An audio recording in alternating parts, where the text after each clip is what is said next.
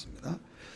우리 시편은 이거 찬송가를 지금 붙여놔서 그렇지, 찬송가 따로 성경 따로 하면 시편 하면 한 가운데를 떼면 돼요.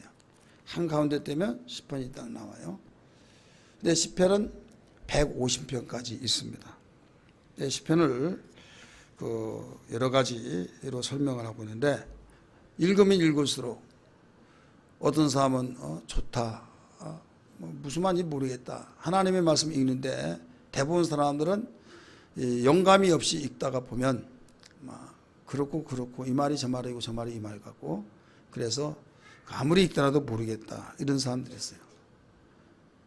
그러나 어느 정도 여러분이 소개를 받고 책을 읽는다든지 영화를 보더라도 그 소개를 받고 설명을 듣고 난 뒤에 영화를 본다고 한다면 그 이해가 좀 빠르겠죠.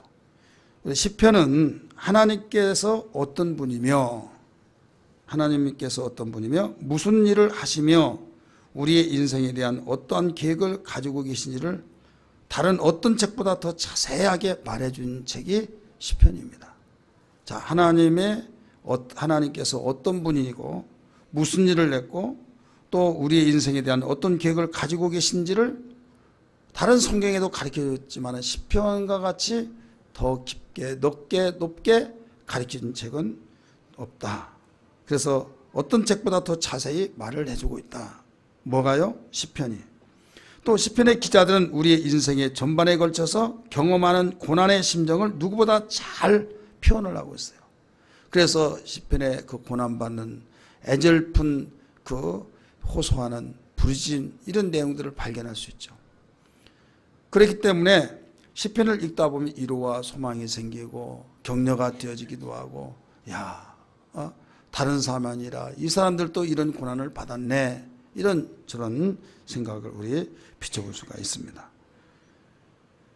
그리고 시편은 믿음이 무엇인지를 아주 강력하게 가르쳐주고 있어요. 믿음이 어떤 것이냐라고 가르쳐주면서 그 유명한 목사님이고 찰스 스윈돌이라고 하는 그분이 시편에 대해서 어떻게 말을 했느냐, 제가 읽어줄 테니까 듣기만 하세요. 시편은 우리에게 하나님과 인생에 대하여 가르쳐준다. 고통과 절망을 표현한다. 하나님의 자비와 도움을 구한다. 우리를 주님의 위로로 감싼다. 하나님의 성품을 묘사한다. 우리에게 어떻게 하나님께 나아간지를 보여준다.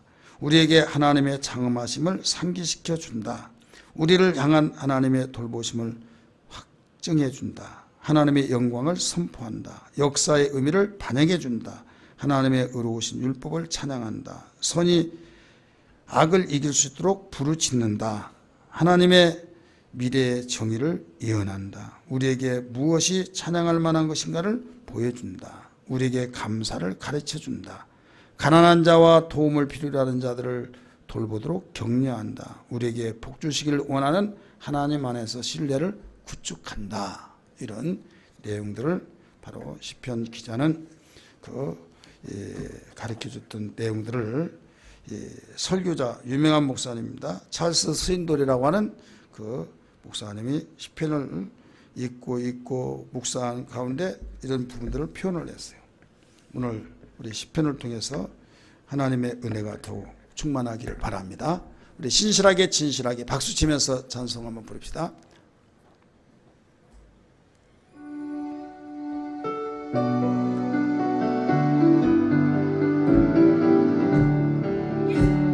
진실하게 거룩하게 살게 하소서.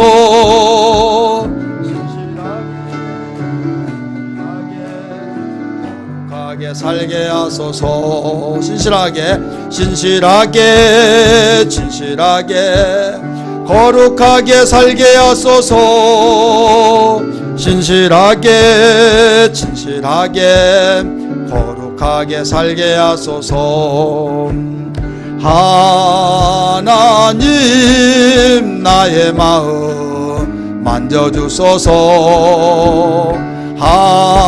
하나님 나의 영혼 새롭게 하소서. 하나님 마음, 하나님 나의 마음 만져주소서.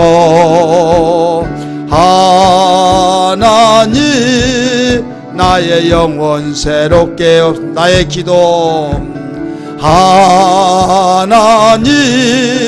나의 기도 들어주소서. 하나님 주의 길로 인도하소서. 아멘. 우리 교재 21페이지 서론 봅니다. 2번 영어의 시편이라는 말은 구약의 헬라어 번역인 70인역에서 유래되었고 뜻은 현악기의 연주이다. 수금과 같은 현악기의 반주에 맞춰 부르는 노래라는 의미다. 그래서 시편은 노래라고 하는 의미예요.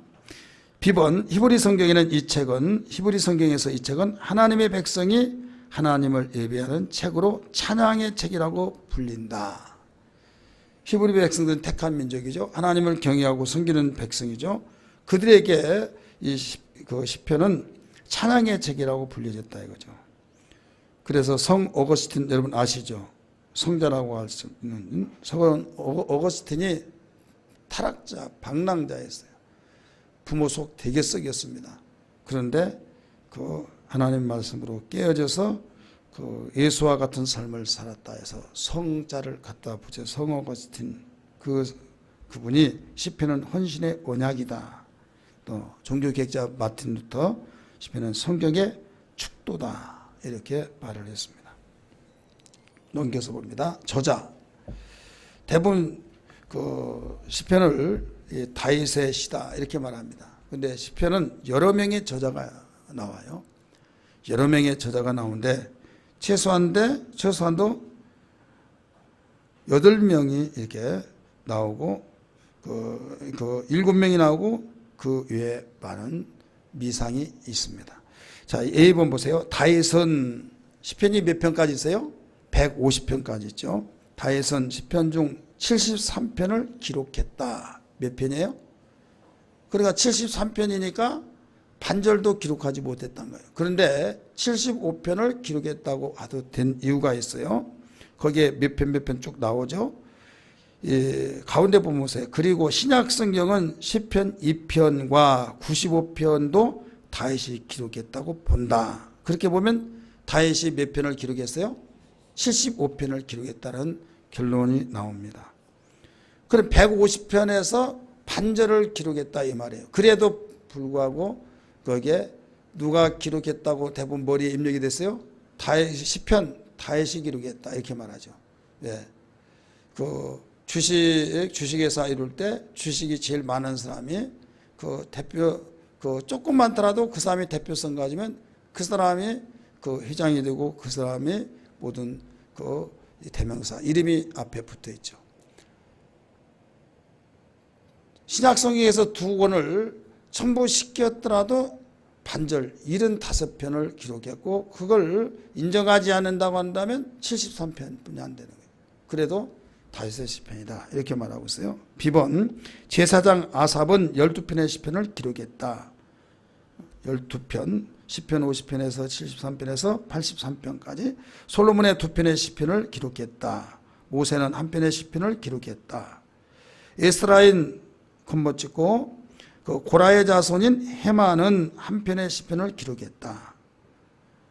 여기 보면 에스라인 이런 내용은 여러분이 처음 들어본 것 같죠? 이미 성경에 나온 것을 여러분이 건너뛰고 무관심해서 읽어서 그래요. 몇 편에서 가로에는 돼 있죠. 거기에 다 나온 내용들입니다. 그 다음에 에스라인 에단은 1편의 시편을 기록했다. 이 에스라인은 족속을 말한 다음에 에단은 이름이에요. 그 다음에 집은 고라의 자손들이 10편의 시편을 기록했다. 그래 고라의 자손, 고라의 자손의 시, 이런 내용들이 나와야 나와요. 나오죠. 그 다음 나머지 48편은 작사 미상이다. 그래서 한마디로 저자는 엄격하게 말한다면 그 여러 명의 저자가 있다. 그 중에 대표성은 다윗이다. 이렇게 보면 돼요. 그 다음에 기록연대와 배경 보세요. 시편의 기록연대는 주전 1410년에서 주전 1410년에서 주전 430년경으로 약 1000년 동안에 걸쳐 기록이 되었다. 한 시대에 그 여러 명이 다 기록한 것이 아니라 우리는 한 권의 책이다 보니까 연대 감각이 없죠. 그러나 1000년 동안의 그 시대를 걸쳐서 여러 명이 이렇게 기록된 것을 모아놓은 거예요. 이해가 되시죠? 그 창조시대, 족장시대, 광야시대, 왕정시대, 포로시대, 그리고 귀환시대라는 광범위한 시대를 다루고 있어요. 천지창조에 대해서 나와야 안 나와요? 시편에서? 나오죠. 그 다음에 족장시대도 나오잖아요. 광야시대, 왕정시대, 포로생활, 또 귀환시대, 이런 광범위하게 다루고 있다고 하는 것은 그만큼 그 주전 1410년에서 430년경으로 약 1000년 동안에 걸쳐서 기록했다는 걸 볼 때 그 이만큼 한 시대, 그 시대가 아니라 수많은 시대가 지나고 또 수많은 시대에 여러 사람이 오늘부터 그 아침 저녁 다르다는 말이 있는데 여기에 1000년 동안에 어간이 생긴 거예요. 1000년. 다시 말해서 이 시편 90편에 모세가 기록했어요. 모세가 가장 그 먼저 기록해 시편에서. 그럼 모세와 그 다음에 그 다른 포로에서 이 솔로몬 같은 포로 그 이전에 그 포로 솔로몬, 그다음 포로 이후의 시대를 그것도 기록했던 그 아삽 같은 이런 사람들은 여기에서 그만큼 그 시대 차이가 나더라도 모두 공통적인 것이 하나님을 경외하고 하나님이 누구신가, 하나님을 어떻게 섬기는 것인가, 또 인생의 갈 길이 무엇인가, 어렵고 힘들 때일수록 문제 해결책이 무엇인가, 이런 부분에서 똑같이 일관성 있게 다루고 있다, 이런 말씀이에요. 자, 네 번째 특징 1번, 시편은 150편으로 성경에서 가장 분량이 많은 책이다. 이유 없죠? 시편 119편은 성경에서 가장 긴 장으로 176절로 되어 있다. 여러분 시편 119편의 특징이 뭔지 아세요? 제가 119편 강해라고 하면서 금요일 철야 때 설교를 한 때가 있었어요. 저 7단지 지하실에 있을 때 성경을 시편 119편 가만히 보면 거기에 8구절씩 딱딱딱딱 끊어져 있어요. 그래서 26단으로 단어로 나누어져요. 우리 성경 한번 봐요. 말로만 한 것보다는 제가 여러분들 보여드릴 테니까 119편을 다 찾아보세요.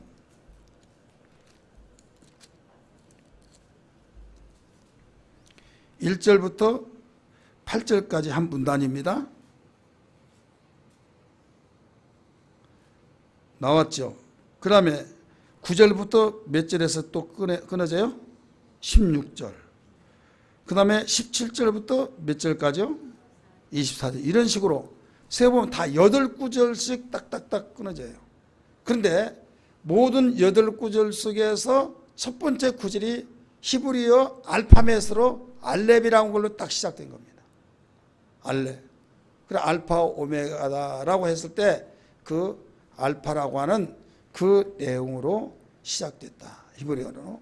그래서 이렇게 해서 26그 단원으로 나눠진 것이 바로 시편 119편이에요. 성경에서 가장 긴 장입니다. 시편 117편은 반대로 성경에서 가장 짧은 장으로 2절까지밖에 없어요. 몇 절이에요? 2절. 그러니까 나 성경 한 장 다 읽는다, 다 외운다. 그럼 몇 장을 해요? 시편 117편을 딱 외우면 돼요. 자, 성경 한 장씩 다 외워가지고 오세요. 그러면 어디 갈 때까지 하면서 가려고 그래요? 시편 117편이죠. 그러면 책 한 권을 다 우리 그 한 권을 암송하게 그러면 대부분 어떤 저희를 알 것 같아요? 한 권을 다 외워가지고 한 권에서 가장 짧은 걸 또 알아야지. 모르면 또 이런 문제가 생긴 거예요. 오바데야. 가장 짧죠. 그 책으로서는. 자, D번. 시편은 신약에서 가장 많이 인용된 구약 성경이다.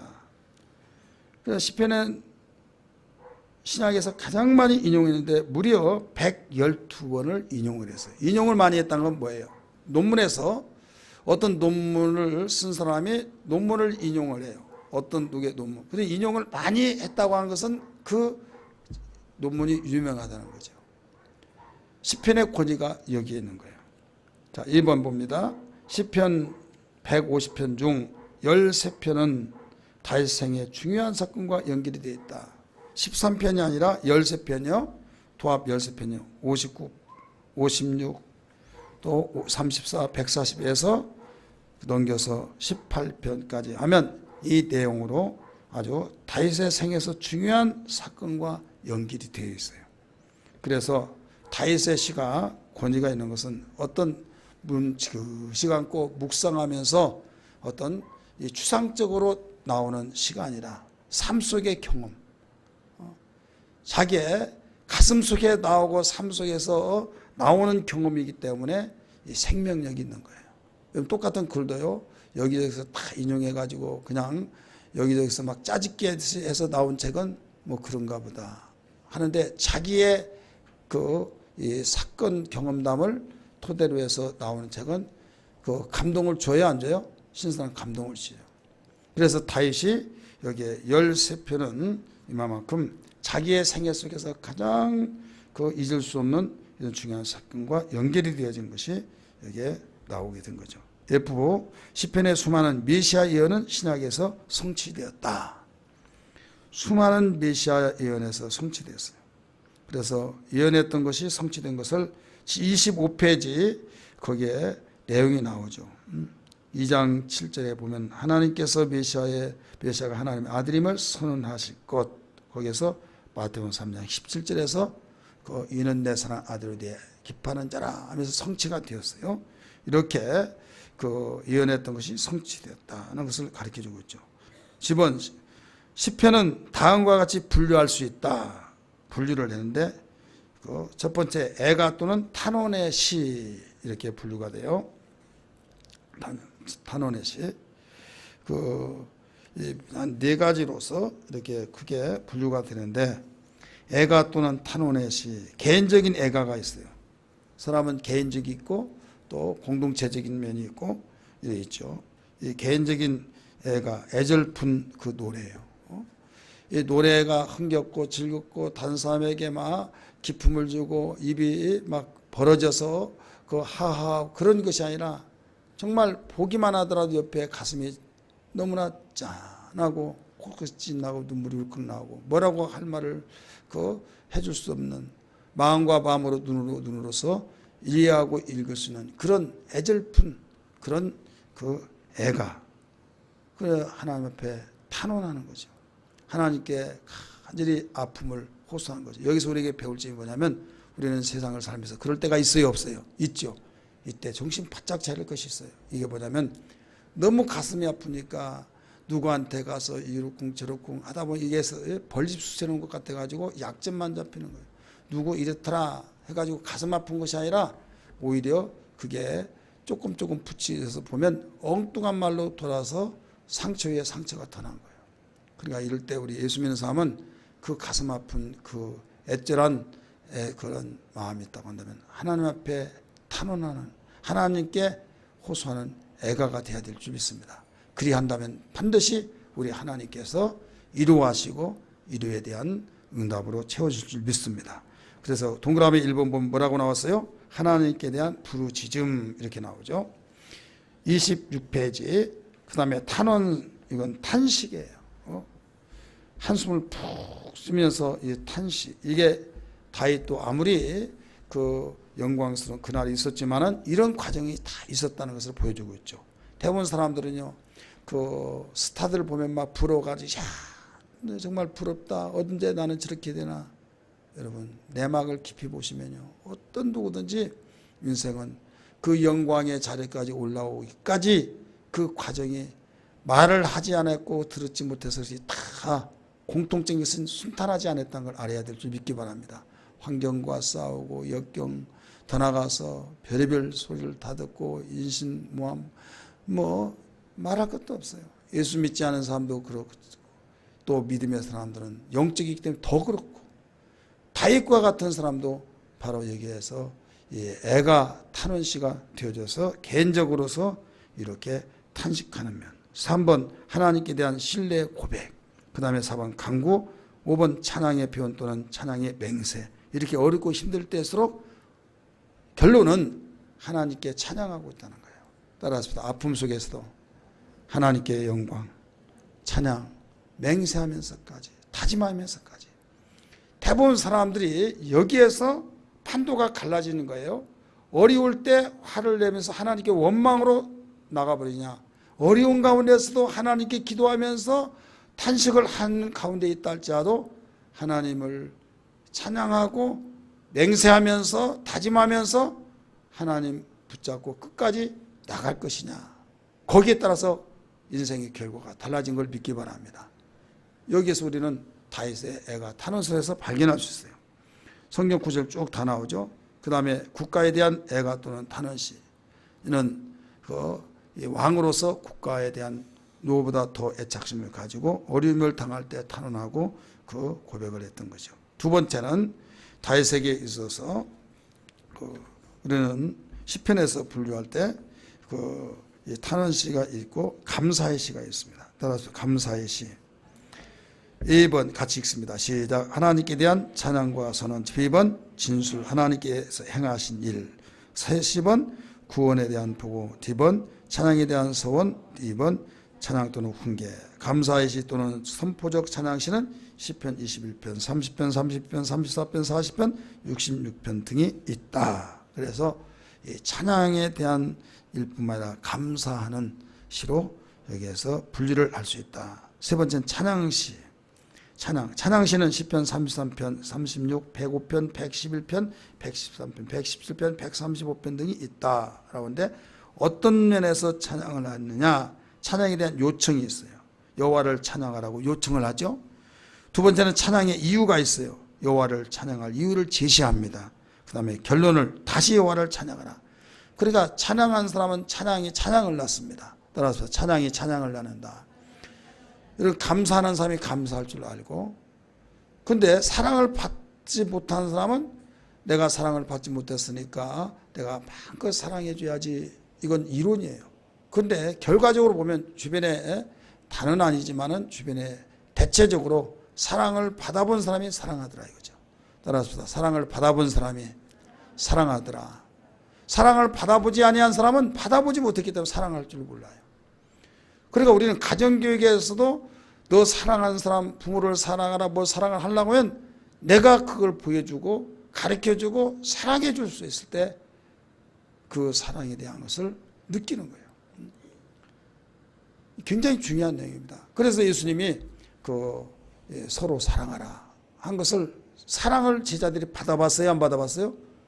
너희들 다 이리 와. 바로 발을 내라.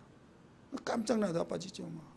냄새 꿀꿀 난 발을 어떻게 씻을 수 있습니까? 절대 씻을 수 없습니다. 그러니까 베드로가 하는 말이 그런 말 속에서 뭐 씻을 수 없다. 그런 나와 상관이 없다. 그러니까 나 뭐까지 씻겨주세요 할 정도로.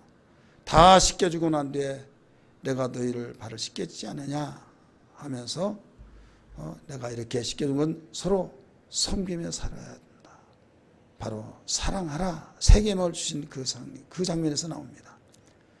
그래서 사랑을 받아봤기 때문에 불멸하기 떨어지는 우리의 아들이라고 하는 사도 요한이 사랑하는 제자가 되어버린 거예요. 믿으시길 바랍니다. 그래서 그걸 먹는 자만이 그걸 내놔요. 배설할 때는 무엇을 먹느냐에서 그 배설물이 나온 거예요. 어제 저녁에 수박을 먹었다, 참외를 먹었다. 그러면 그 다음에 뭐가 나와요? 수박씨와 함께 참외씨와 함께 나오는 거예요. 무엇을 먹었나에 따라서 냄새도 그대로 나요. 고기 먹었다 썩은 내가 나, 야채 먹었다 그냥 뽕 하고 픽 하더라도 냄새가 별로 나지 않아. 어떤 사람 뭐 속이 썩었니 문드러지니 하는데 마늘 먹어보세요. 야리꾸리한 냄새가 나. 아주 볼만합니다. 무엇을 먹었냐에서 나오는 거예요. 여러분, 사랑도 먹어본 사람이 사랑한다니까요. 근데 원망과 불평과 증오만 먹었어요. 그러면 그건 나오는 거예요. 귀 있는 자는 듣기 바랍니다. 우리 옆에 분에게 귀 있는 자는 들으시랍니다. 한번 해봐요.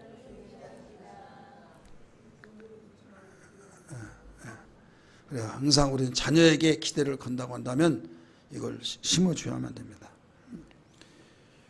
네 번째 분류, 그 외에 다음과 같은 시편들이 있다. 왕의 시 또는 제왕시, 순례자의 시, 지혜의 시, 메시아 시에서 이런 분류를 이렇게 봤어요. H, 구약시대는 매일 아침마다 시편에 있는 찬양으로 하나님께 찬양의 제사를 드렸다. 창조의 7일과 연관된 시편이 있다. 하나님의 창조의 7일을 예배하기 위해 선택한 시편을 일주일 동안 불렀다. 자, 우리가 이런 공부를 통해서 이렇게 분류하여서 이런 내용이 있다는 걸 알게 되죠. 저도 이 공부를 준비하면서 그냥 읽고 이렇게 했는데 이렇게 세분하게 되어 있구나. 이런 계기를 통해서 다시 한번 또 발견했어요. 자, 첫째 날 창세기 1장 1절에서 5절이죠. 시편 24편이 찬양이 되어지고 이런 거예요. 둘째 날 시편 146편이 창세기 1장 6절에서 8절에 있는 내용으로 그 내용을 기초 삼아서 찬양하고 있는 거예요. 이렇게 해서 일곱째 날 시편 92편. 그러니까 천지 창조를 엿새 동안 마치고 일에 쉬는 날 거기에 따라서 매일매일 찬양을 했다 이거예요. 이해가 되시죠? 그러니까 우리는 한시도 빠지지 않고 우리에게 찬양하며 살아야 된다. 누구를? 하나님을 향하여서 찬양하며 살아야 된다. 이것을 여기에서 보여주고 있는 겁니다. 이렇게까지 그 세분화시켜서 일러주고 있다고 하는 것을 우리 미처 생각하지 못했을 겁니다. 자, 다섯 번째 개관 봅니다. 28페이지 개관. 항상 이 개관은 이 공부를 통해서 하다 보면 나와요, 안 나와요? 나오죠. 제1권, 2권, 3권, 4권, 5권. 이게 무슨 말이냐? 여러분이 1편에 41편 보면 그게 1편 딱 보면 제1권 나와요, 안 나와요? 1편, 2편, 3편 쭉 나와요. 그러다가 42편 딱 되면 그 앞에 제2권 이렇게 나옵니다. 이렇게 해서 그 권수가 몇 권이냐면 5권으로 되어져. 여기 보시면요. 그 창세기, 출애굽기, 레위기, 민수기, 신명기 초점이 이렇게 나눠진 것을 볼 수 있죠. 아주 조직적이고 논리적이죠. 그렇습니까? 안 그렇습니까? 여러분 얼마나 논리적인지 몰라요. 그래서 1, 2, 3, 4, 5에서 어떤 분이 히브리 백성들은 수사학이 발달했다고 제가 수없이 말씀을 드렸어요. 수사학, 어떤 검찰 수사 그 말이 아니라 숫자적인 그 의미를 더 어느 민족보다 강조하고 있는 그 내용, 수사학, 숫자에 대한 개념을 의미를 우리는 그냥 그런가 보다 하나 그런가 보다. 근데 그들은 하나 유일신을 강조하고 있는 거죠. 이렇게 해서 수사학을 굉장히 강조하고 있는데 그 하나님 말씀이 우리 구약이 몇 권이에요? 신구약이 몇 권이에요? 66권이에요. 6은 무슨 숫자예요? 짐승의 숫자죠. 짐승의 수. 한마디로 말해서 마귀의 숫자란 말이에요. 그럼 하나님 말씀이 마귀의 숫자에 왜 들어가느냐 해가지고 그게 퀘션이 된 거예요. 퀘션. 이상하다. 왜 그럴까? 그래서 천주교는 인지적으로 그것을 해결하기 위해서 다른 책을 막 든 거예요. 외경이라고 하는. 그래서 71권이 된 거예요. 몇 권이에요? 71권을 막 마치니라고. 그러면 70권이면 70권 이게 71권이냐? 7은 하나님 숫자가 1은 유일신 하나님. 그래서 하나님은 완전하신 분이다. 그렇게 해서 수사학에 대해서 맞추고 있는 거예요. 그런데 어떤 사람이 신학자가 바로 거기에서 그러면 그렇지 무릎을 탁 치면서 하나님은 실수하셔야 하는 하나님이시다. 천주교같이 그 인위적으로 하기 위해서 외경을 갖다 집어넣어서 71권을 만드는 이런 거 아니라 현재 66권 속에서도 70권을 발견하게 된 거예요. 따라서 합시다. 66권에서 70권을 발견한 것이다. 이게 뭔가 하면 그 66권 더하기 몇 권을 더해요? 앞에 보니까 몇 권이 했어요? 5권을 더하면 몇 권 나와요? 근데 이미 시편 한 권이 들어갔어요? 안 들어갔어요? 들어갔으니까 몇 권을 더해요? 4권을 더해야지. 4권을. 66 더하기 4는 몇입니까? 70이죠. 그래서 바로 해답을 여기서 찾았다라고 하는 의미를 부여하는 학자도 있습니다. 이것은 여러분이 참고로 들으시면 되겠고요.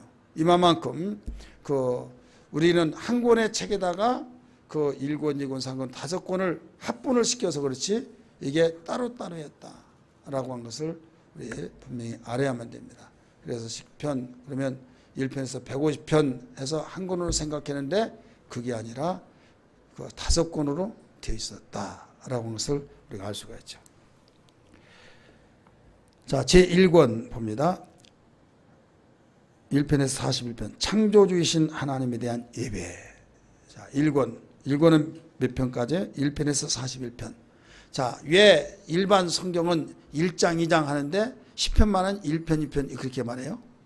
왜 그렇습니까?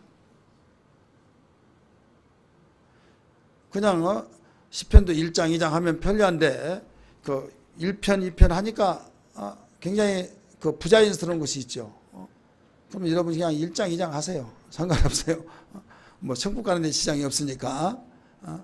근데 대부분 사람들이 다 성경 10편만 할 때는 1편, 2편, 뭐 19편입니다. 막 그렇게 말을 하는데 왜 그런가 하면 노래이기 때문에 그래요. 노래. 찬양이기 때문에 바로 그렇게 말을 하고 있습니다. 창조주이신 하나님에 대한 예배에 대해서 1편에서 41편까지 가르쳐 주는데 그 모든 도표에 나와 있는 것은 여러분이 참고하시고요. 그 A번 봅니다. 10편 1편 두 가지 대조적인 삶의 모습 30페이지 대조적인 삶의 모습 1편에서 복 있는 사람은 하나님의 말씀과 조화를 이루어 악을 멀리하고 형통하는 삶을 사는 자이다. 자, 두 가지 그 대조적인 게 뭐냐면 복 있는 사람하고 또 멸망받은 자의 복받지 못한 자하고 대조를 이루어요. 그래서 비교가 딱딱 되죠. 그 A번 보세요. 복 있는 사람은 악을 멀리하는 삶이다. 악. 내가 복 있는 사람인가 아닌가를 재산이 많고 또 통장에 적금해 놓은 것이 많고 노후 대책이 나는 완벽히 되어지고 그걸 떠나서 내가 복 있는 사람인가 아닌가를 이 성경을 통해서 한번 텍스트니까 나를 한번 내가 있고 없고 그걸 떠나서 이 말씀에 비춰서 내가 복 있는 사람인가 아닌가를 한번 테스트해 보세요. 복 있는 사람은 뭐라고 그랬어요? 악을 멀리하는 사람이다. 악을 멀리하는 게 뭐냐? 악인의 길을 따르지 않은 거예요. 악인들이 말하면 그거 좋네 재미네 갑시다 함께 합시다. 그게 아니라 저거 아닌데 멀리하는 거예요. 죄인의 길에 서지 않는다. 오만한 자의 자리에 앉지 않는다. 교만한 사람들이 목이 꼿꼿한 사람들이 모여서 그들이 스타적인 행세를 하면서 내가 거기에 끼어들지 않으면 나는 참 어떤 왕따단 것 같고 어떻게 해서는 내가 그 자리에 들어가야 된다.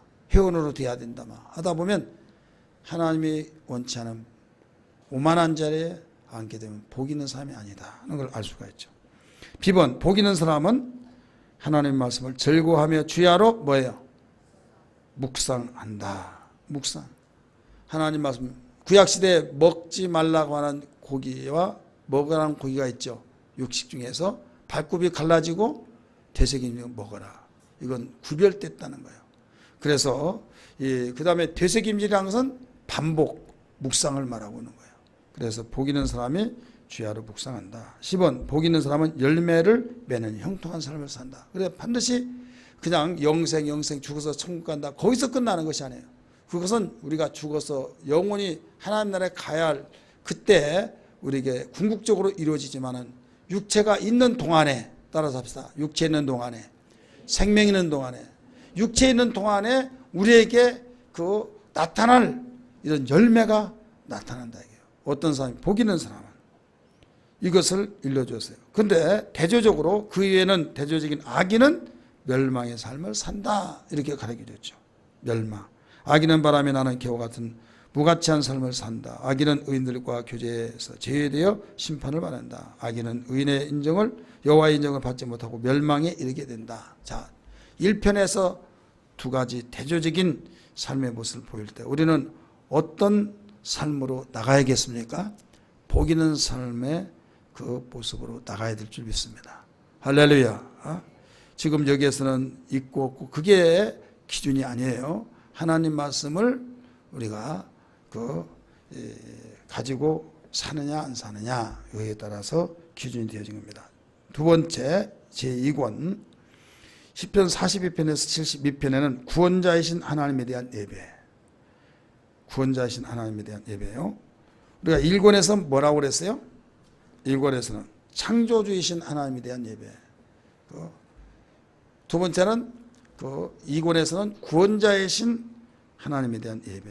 그래서 42편부터 쭉 도표를 보시고 참고를 하시기 바랍니다. 그 다음에 비번입니다. 시편 51편 죄의 용서를 바라는 회개의 기도. 32페이지 51편 보면 죄의 용서를 바라는 회개의 기도죠. 이 51편은 누가 회개하는 장면이 나옵니까? 누가? 다윗이 회개하는 장면이 나와요. 다윗은 어떤 죄를 짓고 회개의 장면이 나와요? 우리아의 부인 밧세바와 간음하고 난 뒤에 그가 그 회개에 통곡하면서 회개했던 그 장면이 나와요. 1번 봅니다. 하나님께서는 인자시기 때문에 다윗은 용서를 위해 그분께 부르짖을 수 있었다. 1번 다윗은 하나님의 본질의 근거의 죄 용서를 호소한다. B번 다윗은 죄악을 제거해달라고 기도한다. 따라서 합시다. 죄악을 제거해달라고 기도하죠. 그래서 쭉 기도를 하면서 이 성경의 근거를 다 제시하면서 가르쳐 주었어요. 동그라미 2번 보세요. 다윗은 용서를 구하는 동시에도 구하는 동사도 네 가지 다른 단어를 사용한다. 은혜를 베푸시며 지워주소서, 씻으시며 제하소서. 이런 다양한 구사책을 썼죠. 두 번째, 다윗은 그의 죄성이 있는 피조물임을 인식하고 용서를 구한다. 1번에서도 용서고 2번에서도 용서예요. 빈칸 채우는 것은 그 용서를 받는 것이 얼마나 큰 축복인지 몰라요. 내가 잘못했을 때 용서를 받는다 못 받는다 이건 난리 난 거죠. 받지 못하면 망하는 거예요. 받으면 그는 흥하는 것이죠. 우리 송 집사님 그 이야기를 좀 해본다면 그 화학물질을 이제 돈 주고 버리려면 굉장히 돈이 비싸니까 사장이 그냥 이게 뭐냐 이거 가르치지도 않고 물어봐도 그냥 그 대답 안 해줘서 그냥 일반 물질인 줄 알고 이걸 치우다가 그런 사고가 난 거예요. 그래가지고 그 원 사장 또 밑에 그 하청 사장 또 있었던 모양이에요. 이제 얼마나 아나 모르나라고 할까봐 그 계속적으로 협박 아닌 협박. 당신도 잘못한 거 있지 않느냐 마. 그래서 내가 그랬어요. 이것은 형사처벌이다. 그러니까 그냥 봐준다고 한 것도 봐줄 망정 알고 봐준 거고 그냥 모르고 봐준 알면은 저 사람 아무것도 모른다 하면 무시하니까 당신은 형사처벌이다. 내가 말 한마디 하면 지금 당장 그 경찰 나와 조사하면 당신 구속이야. 그걸 알려주라고 그랬어요. 예수 믿지 그분이 우리 성수사님이 이 마음속에서 예수 믿는 거 다 알고 거기서 어떤 거 뜯어내고 막 그러면 마음에 내키지 않고 그렇게 해서도 안 되고 그냥 자기가 돈을 들여서 치료비도 되려고 그러는데 나중에 오지도 않고 엉뚱한 소리 하더라고요. 그래서 안 되겠다 해서 그 치료비를 대라고 그랬대요. 그랬더니 병원 왜 이렇게 빨리 이거 나와야지 그러고 계속 있냐고. 그러니까 토마 지금 사람이 다리가 썩어가는데도 불구하고 그런 이야기 하니까 당신 이게 뭐냐 하면서 했더니 나중에 원사장은 오지 않고 하청사장이 와가지고 뭐 좋은 말로 하면서 또 돌아가요. 뭐라고 하면 나가서 전화하더니 그 오다를 받고 또 이야기해 준 거 말할 때고 갔다 온 전화 받고 전화하고 난 뒤에 또 달라지고 막 그러니까 열이 얼마나 받치겠습니까? 그래서 내가 그랬어요. 아무 소리 하지 말고 도저히 안 되면 변호사 사야겠다. 말 한마디만 하라고 그랬어요. 그랬더니 변호사 사야겠다고 말했더니 벌벌벌벌 하더래요. 이제 자기도 알아볼 대로 다 알아본 거죠. 이건 위험물 여러분 초가집에 스레트만 있는 그 집도요. 그냥 내 집이니까 내가 부셔서 그냥 폐기 처분한다.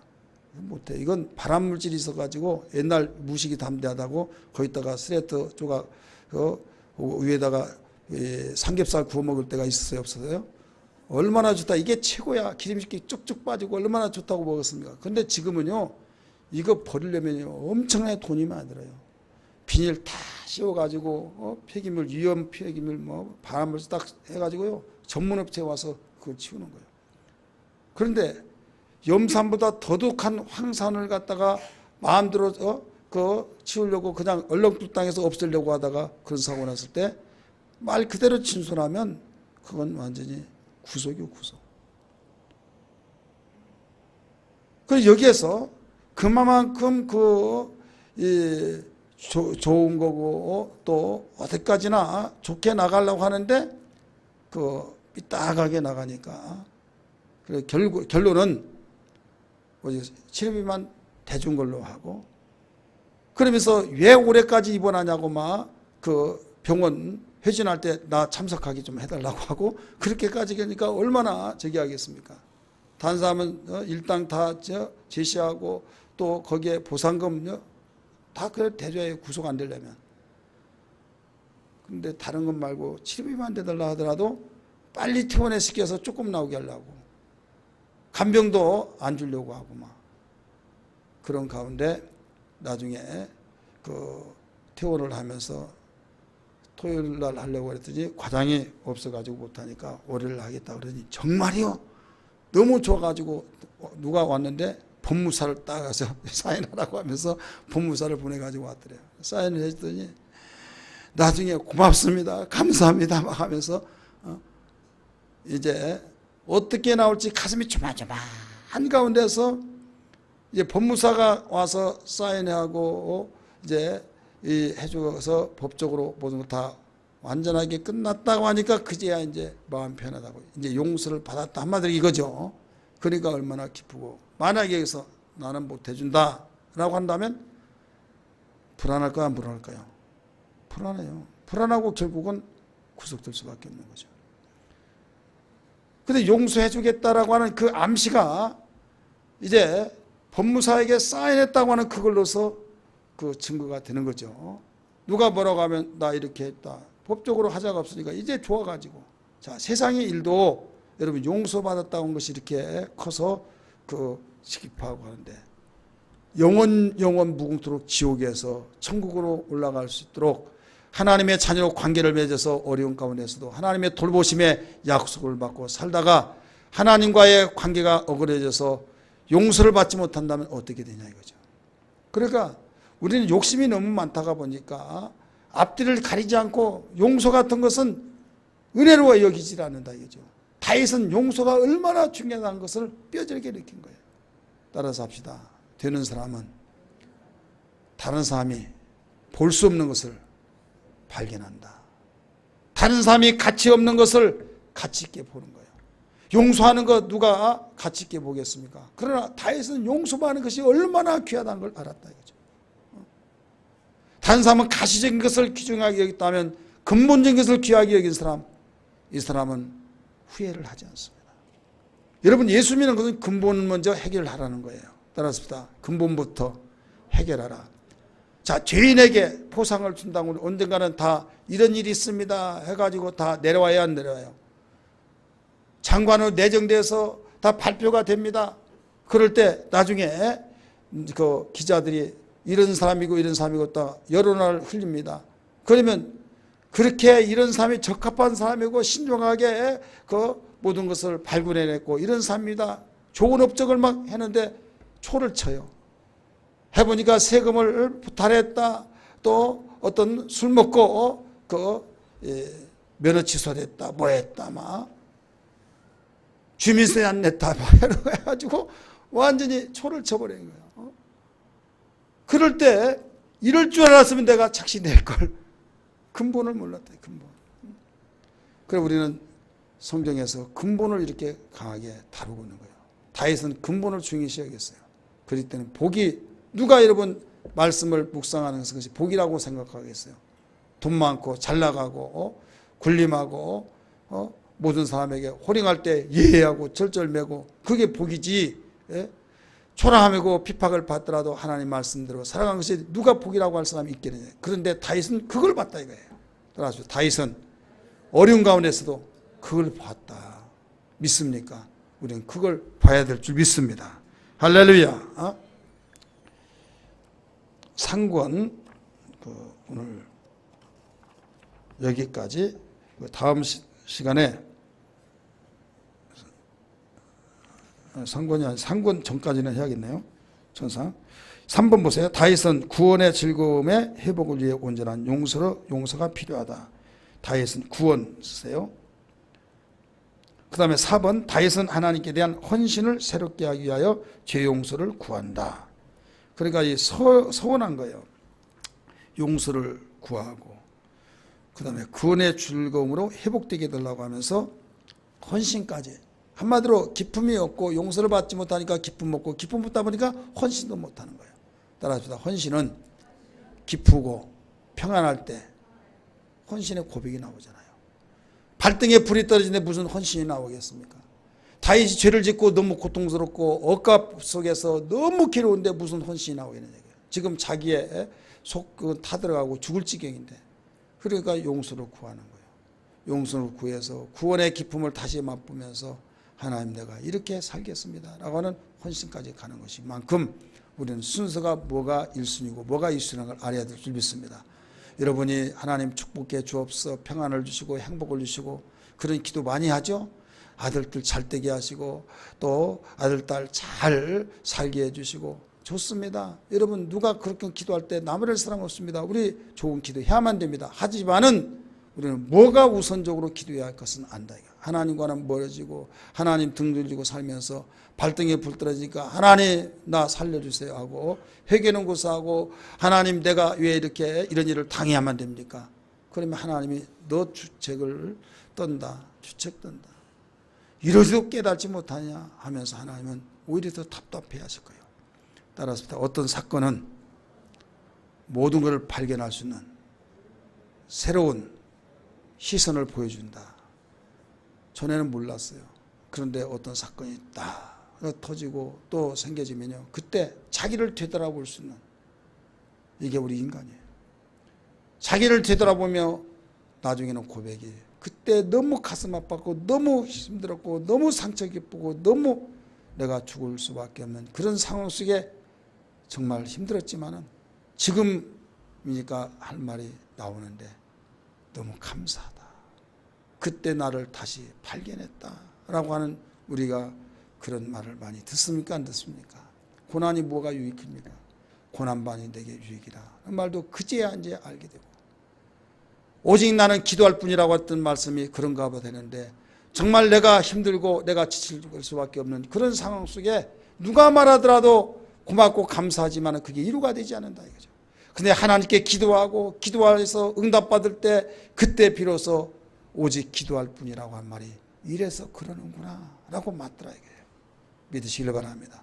그래서 우리는 시편에 나오는 모든 사건들이 하나님을 경배하고 또 하나님이 어떤 분이고 어떤 계획을 가지시고 하나님이 어떤 길로 인도하신다는 걸 알려주고 있는 만큼 하나님 찬양하며 생활하기를 주님으로 축복합니다. 다음 시간에